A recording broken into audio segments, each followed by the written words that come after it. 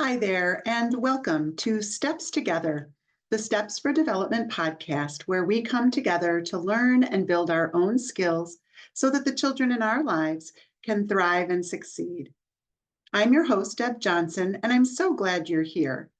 No matter what your role is in a child's life, you've come to the right place to learn about child development and kids who are differently wired. Here, you'll learn about the why behind challenging behaviors, practical strategies that make a difference, and how to advocate and support all children as you become empowered with tools and skills that bring lasting change. Today, I want to talk about how important it is to be proactive and not reactive to a child's behaviors. This is probably one of the hardest concepts for people to learn because it is just a natural inclination for us to want to react, or not even want to react, but just spontaneously react to whatever behavior the child is presenting with. One of the most often asked questions I get is, what do I do during a meltdown? How do I manage this tantrum? How do I react? How do I respond when my child has escalated to this point of no return? My answer is always hang on and ride it out. There's really not much you can do when a child has escalated to the point of no return, and they're at the peak of a meltdown and they have just lost it. Sometimes people refer to it as an out-of-body experience where the child is just completely disconnected and dysregulated. So really the only thing you can do in that moment is to keep the child safe, keep everyone and everything in the surrounding area safe, and allow the child to work through those big emotions so they can come back down on the other side of that mountain and start to be able to connect and respond again. Please remember, as I've mentioned in other episodes, that when we get to this meltdown stage, our thinking brain has been hijacked. We are now in a full limbic system fight or flight response. And when we're in that kind of a moment, we don't listen to reason. We're yelling and screaming and kicking and throwing things. And if you try to give a child a fidget in that moment, they're just as likely to throw it. And so there's no reason to even try giving them a fidget. They're likely to push you aside if you try to hug them or hold them or comfort them, because the moment when they were receptive to that was 10 minutes ago or 30 minutes ago or whatever it was as they were climbing that mountain. But it's not right now because they're at the top and they just need to ride that out and come down on the other side. It is very important to have a plan for when this happens because meltdowns are going to happen. You know, as long as your child is growing and learning and developing, if you have a child who exhibits these challenging behaviors, you're probably going to periodically have meltdowns. Our goal is to certainly reduce the frequency and the intensity, the duration of these meltdowns. And ultimately, our goal is to completely eliminate them. But you do need to have a plan. So my recommendation is that you have a plan for how to keep the child safe, how to make sure that the child isn't going to hurt themselves or hurt others. Maybe it means separating to another space or something like that, separating others out of this space. But you need to just be present to support the child as they navigate through those big emotions.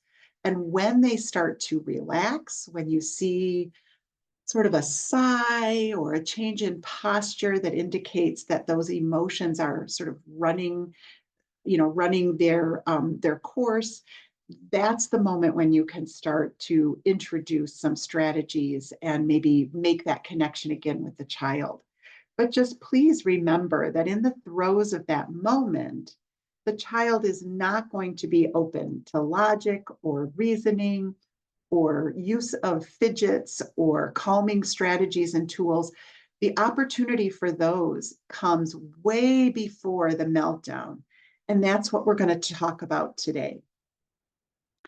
In my Steps for Development approach, we don't focus on controlling the behavior. The behavior is just an outward presentation of something that's not right, something that the child is struggling with. I like to put it in terms of just two things to keep it simple. Any behavior that you're seeing, a challenging behavior, in fact, any behavior, right? Anything a child does is reflective of their emotions and their needs in the moment. If it's not a challenging behavior, the emotion it's displaying is probably things like pleasure or joy, happiness, contentment, peacefulness, right? There's positive emotions. And if the behavior is not challenging, maybe the need is not great. Maybe the need is met. Maybe the need is just for play or connection, and those needs are being met. So you're not getting challenging behaviors. When you understand that challenging behaviors are an outward reflection of the child's emotional state and their needs in the moment, then you can start to back up and be proactive to support the emotional responses, to structure activities and events to help the child navigate big emotions around challenges and frustrating situations. And you're able to meet the child's needs. And when we as adults meet the child's needs, we start to see these meltdowns disappear, or at the very least, reduce greatly in intensity, frequency, and duration. So let's talk about the things that you can do to be more proactive when it comes to supporting a child who is prone to having meltdowns or extreme outbursts, or maybe to you they look like intense tantrums. Number one, the number one step is to put on your detective cap and get that magnifying glass. We have to be good detectives. We need to be digging deeper and looking at what is going on here for this child. So I encourage you to take a step back and just maybe for the next week or so, observe your child and make note of the behaviors. If you're noticing patterns, that's your opportunity to jump in proactively. So let's say, for example, you notice that every time there's a change in routine, your child becomes very dysregulated and upset. That's your teachable moment, is to teach the skill of how to navigate routines. Maybe you notice that your child always throws a tantrum if you say no to their request. And so then we need to teach that skill. How do we accept no? And there's lots of ways we're going to teach that. But right now, I'm just talking about finding the patterns. Maybe you notice that your child is always getting aggressive and angry and upset when a sibling disrupts their play. Or maybe you notice that your child is always upset when they lose at a game. They blow their top and they throw things around. This is an explanation of one of my other episodes where I was talking about how we have to focus on one skill. So you're going to be a detective to uncover the skill, the situation where we want to address the behavior. So you're looking for patterns. Okay, that's a challenge I'm going to give to you right now. When you are a good detective and you've identified some specific situations, some specific challenges, maybe it's specific tasks that are triggering for the child, you start to compile that list. Now we have a list where we can focus our effort into teaching a particular skill and being proactive every time the child faces that situation or faces that task. Because now we've seen the pattern and we can anticipate. So let's say, for example, you know that your child always gets upset when they lose playing a family game. Well, every time you play a family game, you need to proactively put into place the structure, the support, the cueing, the prompts, maybe modifications to the game. You need to put those things in place as you start playing the game, maybe even before you play the game. That is the art of being proactive to teach the skill. All right, step 2 is to consider your child's point of view. Practice empathy and think about the situation that you've identified. Maybe it's the fact that your child just escalates and blows their top every time you say the word no. Well, let's think about that. What might be going on inside your child when they hear the word no? Maybe what they're feeling is a loss of control. They wanted something, they're very independent, they're strong-willed, and they wanted, a particular snack. So now they feel a loss of control because they're hungry and you just told them they can't have a snack. Or maybe it's sadness because what they asked for was a toy and they really, really want this toy. And you're getting anger and aggression or outbursts and meltdowns, but maybe the underlying emotion is intense sadness because they really, really wanted that toy. A child who loses at a game might be feeling frustrated or angry at themselves for not having the skill to win. Or maybe they just have a strong competitive drive and they really have a high need to always be first or the best. When we dig deeper to look at it from the child's point of view, we can start to better understand what strategies, what supports, what do we need to put into place to teach the skill that the child needs so that they don't go to that escalated place of strong emotions. All right, so we've done 2 things now. We've dug a little deeper to examine, and we've identified maybe 2 or 3 situations where our child is always escalating. It's pretty consistent. Maybe the behavioral response is different each time. Maybe it's always the same, but regardless, we've found that we've got a few situations where they're always escalating. And then we have taken time to sit back and reflect and to think, what's their big emotion? What is their emotion going on here? And don't just see the anger about the emotion, right? Or as the emotion. Sometimes we just label everything as anger. But anger is really a surface emotion, and it typically is hiding things like intense sadness, maybe some fear or anxiety, some worry kind of things.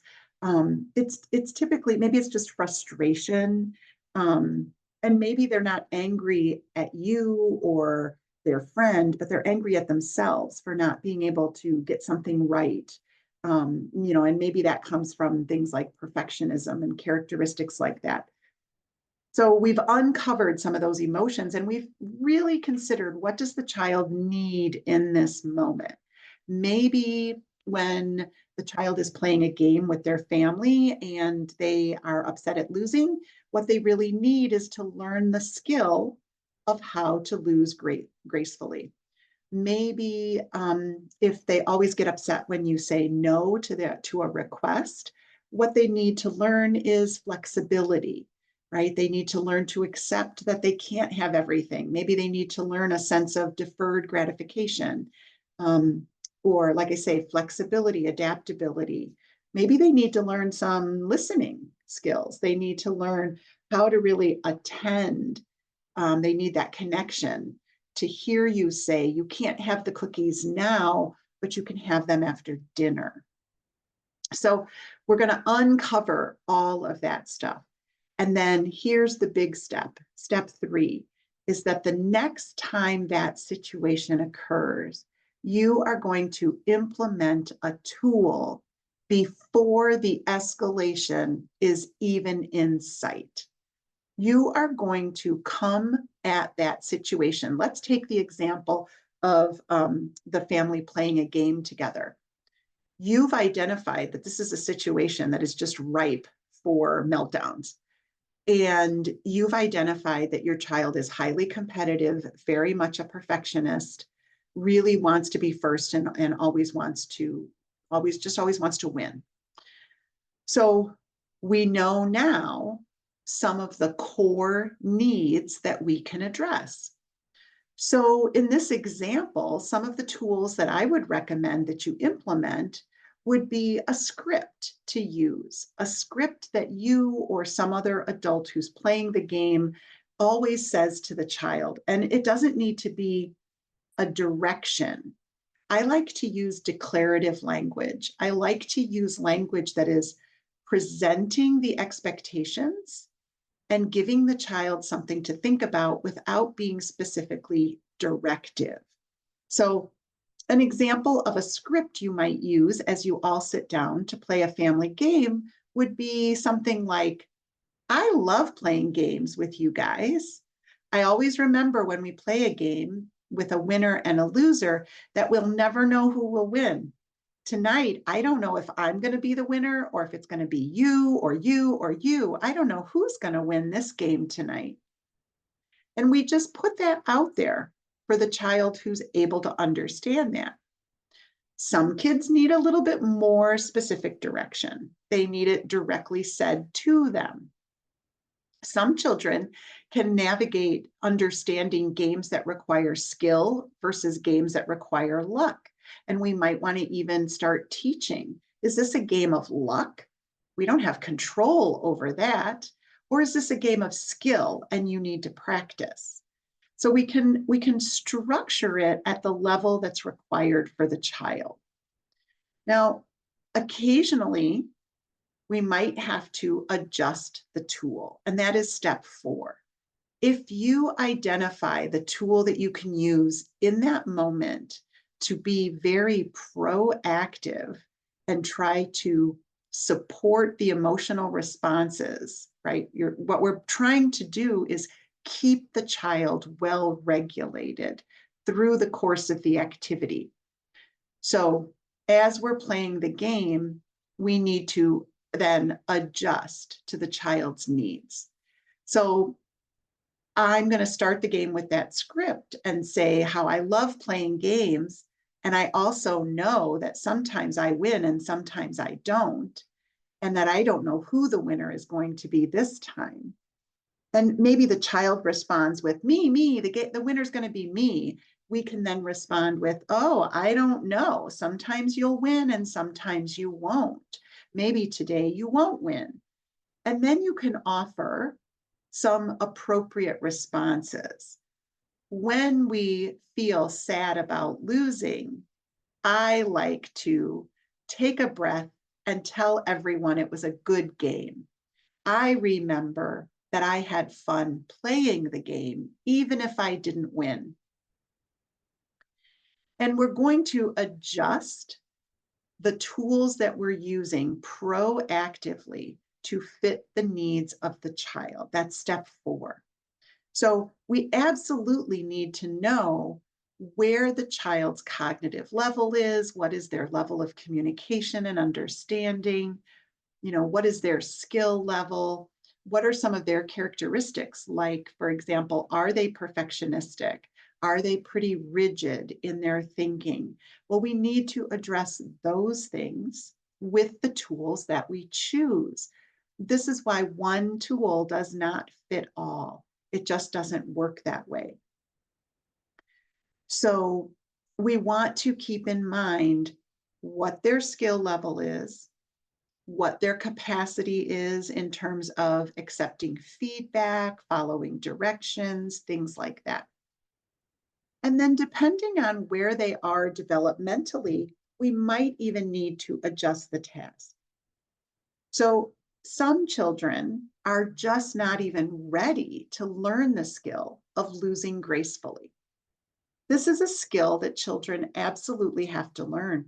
They typically learn it, kids typically have it mastered by the age of 7, where they can demonstrate some, good sportsmanship. They might still be upset at losing, but they don't have full-blown outbursts and meltdowns about it. And they understand the idea that playing the game is fun, whether you win or lose. And then again, between the ages of 5 and 7, most typically developing kids will master that. It is very, very common to see between the ages of 4 and 6, typically developing children really struggle with losing at games. They just don't like to lose at games. Sometimes even children at the age of 3, if they're a little cognitively advanced, right? A gifted child at 3 might really struggle with losing. And so just keep that in mind in terms of the typical development. And keep in mind that some of us hold on to competitiveness and struggle with good sportsmanship well into adulthood. So we want to absolutely give our kids a little bit of grace in terms of how they're developing that skill. Now, all that said, for some children, again, depending on their developmental level, we might want to modify the activity even further. And we might want to just avoid games with winners and losers. We might want to practice with more cooperative games where there is no clear winner. We might want to just structure a win-lose game so that there is no winner. For example, not keeping score in a game is a way to just not have a winner or loser. So we have to back up sometimes to teach a more foundational skill, maybe of just turn taking, flexibility, just how to interact and engage in a game, and totally eliminate the win and lose aspect of it until the child gets to the point developmentally where they can handle it. And we need to accept the fact that if they haven't learned how to lose, they're going to continue to have strong emotions and potentially emotional outbursts and meltdowns. Now, you can apply this technique to all the other examples I gave you. So for example, a child who gets upset with the word no, when in a behaviorist approach, we would say you decline access, right? You stop them from having access to something that they really want or need. To them, it's probably a need. So we consider the sadness or the frustration they have at loss of control. And then we can offer things like communication strategies. And I always go back to my favorite one, which is, I wish the problem is. So if you, instead of saying no to a child who wants a cookie before dinner, you can say, I wish I could give you those cookies. The problem is we're going to eat dinner. Would you like to have the cookies for dessert? Right? So you're not saying the word no, which is, by the way, one of my number one tips.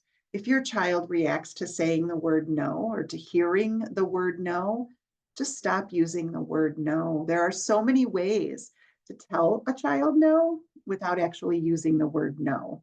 And it just takes a little creativity and a little bit of practice. Which leads me to the next point, and that is that being proactive is not easy. It takes effort to work on your own self-regulation so that you're not reactive to the behaviors. It takes practice to learn how to see things from your child's perspective. It takes really stretching your own thought process to practice that empathy and to see it from a different perspective. We tend to get very stuck in our own thoughts and our own ideas, and we make assumptions about other people's behaviors based on what we would do in that situation and what that behavior would mean for us. And it's difficult to put yourself in the other person's shoes and to see it from their perspective. And it takes effort for you to learn specifically about your own child's unique strengths and challenges. You have to build those skills. So this is not some kind of quick overnight fix, right? This is a path to success, not just a parenting hack. It takes conscious effort on your part in the moment to notice the teachable moments. It takes a lot of practice, but it's possible to do it. And you don't have to catch all the teachable moments. You can just catch a couple during the day where you can present something using declarative language so the child can absorb it through indirect learning. They just hear that information, it starts to come in, and they can process it and consider it. You want to be teaching skills when children are calm and in a ready state for learning. Remember, in the throes of a meltdown is not when you're going to be teaching anything. And it takes real conscious, concerted effort to use scripts, to use advanced structure, to remember, oops, this is a change in our routine. I need to give Billy the preparation that leads to success. I need to make sure he's aware of the changes. I need to make sure I've addressed any potential strong emotions that are going to come. And I've got to make sure that through this change, I give him the support that he needs, and that I am always proactive, not reactive, and that I recognize if the meltdown occurs, it's okay. I didn't make a mistake. This is an opportunity for learning. And I'm going to learn from this sequence of events and make some changes next time. This is my steps for development approach. This is how to think like a therapist. And I'm going to guarantee you that being proactive pays off in the long run. This is the path to lasting success. It's not one-off tools and fidgets and strategies. It's not a sensory diet that works for today in the moment while your child is this particular age and their nervous system is at this level. This is really thinking differently as a parent so that you are prepared to deal with whatever comes your way. And the skills you learn through the steps for development approach are going to last. Like, you're going to be empowered for whether your child is 3 or 5 or 7 or 15. Heck, I still use these strategies with the adults I engage with all day long.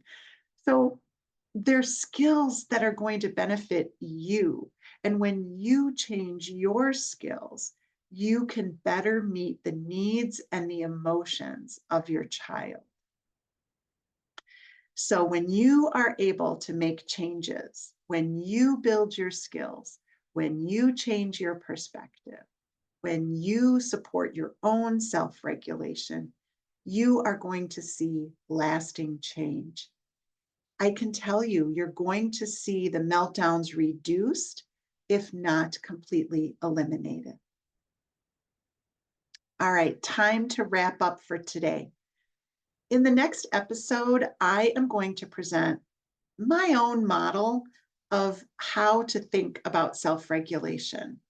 I have this way of thinking about it in terms of sort of the way that it ebbs and flows throughout the day and from day to day, and what might be influencing it. So it's an analogy that I've come up with, and I think it'll be helpful in terms of being a way for you to think about how we function on a day-to-day basis when it comes to our emotional regulation and our capacity for meeting the demands of everyday activities and situations.